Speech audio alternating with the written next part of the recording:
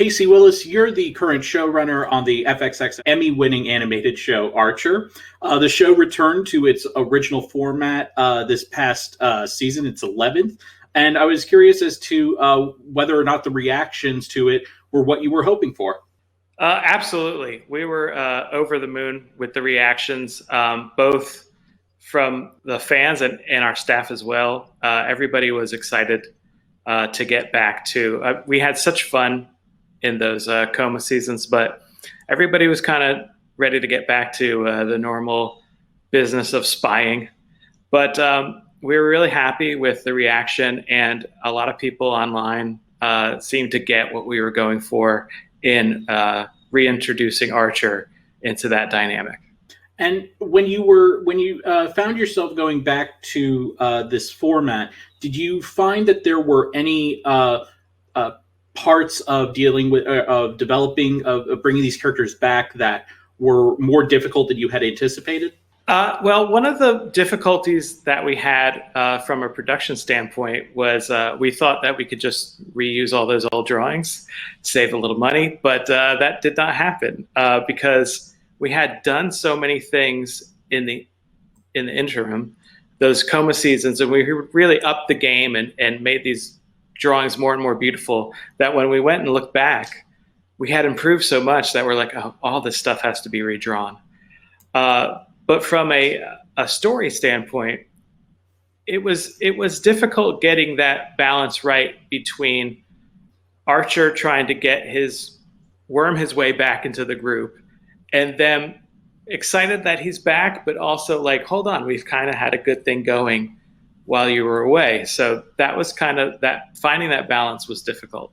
Unfortunately, we had a very sad passing this past year when we lost Jessica Walter, who made Mallory such an iconic character.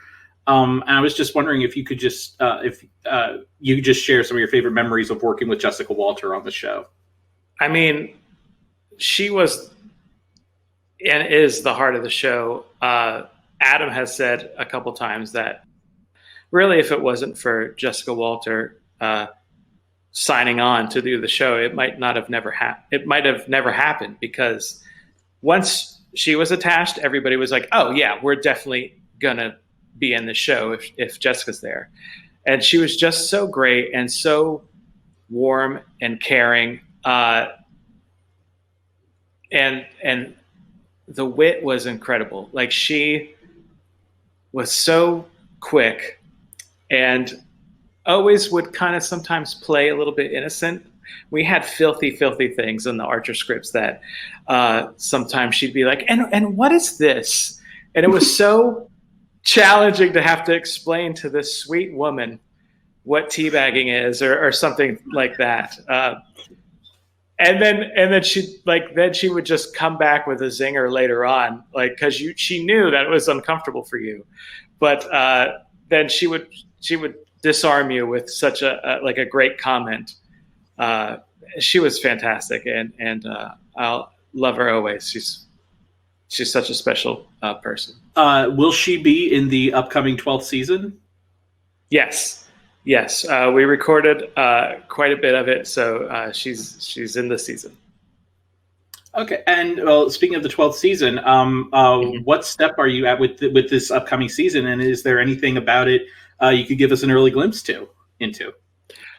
Everything is written and recorded, and we're in the middle of production right now. We have some great episodes that we're really excited about. Some Archer backstory, 12th season, figured it was time to investigate Archer's his history. But just some great guest stars too. I don't think I can say anything right now. Gonna let Christy and FX handle that. But so excited about where the stories go, and there's some really cool people that are going to be along for the ride. So very happy about that. Will Ray be all in one piece for the next season? He is. He is. And Robert is back. Lana's husband Robert's back again, who's played by Stephen Tobolowsky. So we're really happy to have him. And in the last episode of season 11, we had Kevin Novak, and he's going to be back, but playing a different character. So very excited about those returning guests.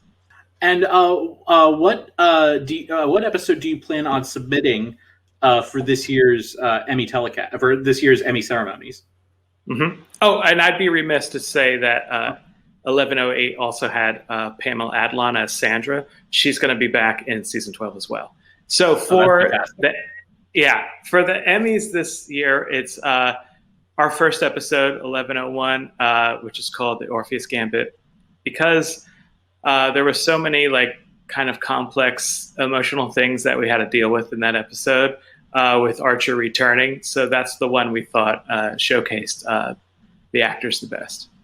And one of the other things I always think that I thought was really interesting with this new season was especially the way that, because I always found Cyril to be such an interesting character in terms of how we've seen him grow, and it seems like he peaks and then goes, then just know, it seems like it's all downhill. Then he peaks again, and then he's a dictator. And but like I'm curious, how do you go about like trying to like figure out because you kind of want to keep him punched down, but you don't want to keep him too much down there. How do you find that balance, especially for a character like that?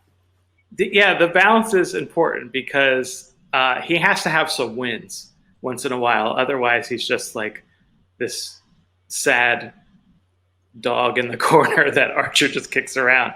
But really having that 3-year gap in the story helped out because we made these big drastic changes to Cyril.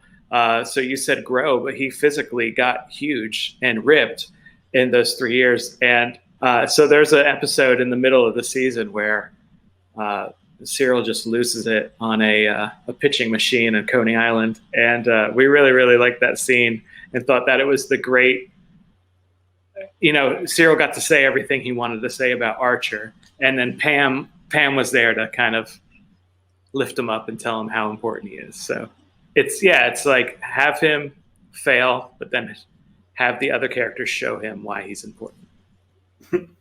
And I think that also would go to someone like Cheryl, who, is always,